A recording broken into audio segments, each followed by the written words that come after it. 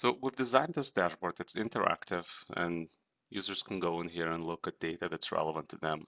But some business users may want to ask their own questions that are not necessarily answered on a dashboard like this.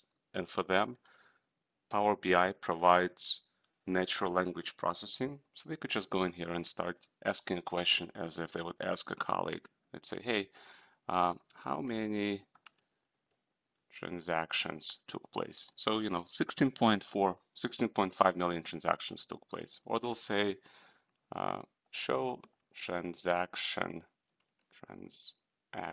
amounts, right? So aggregate all of those amounts and show me how much data has been processed in terms of dollars through the system. So $85.7 million. Great, but if they want to take a look at it from a different vantage point, let's say they want to look at it by payment system, I could just say by payment status. We see that most of these have been paid, but maybe it's better to look at this data as table.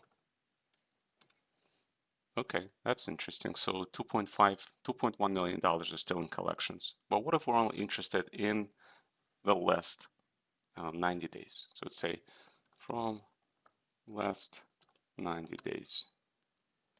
Okay, that's a very different story. So this is how NLP can be applied for reporting and analytics use cases, where one does not necessarily need to have an existing report created.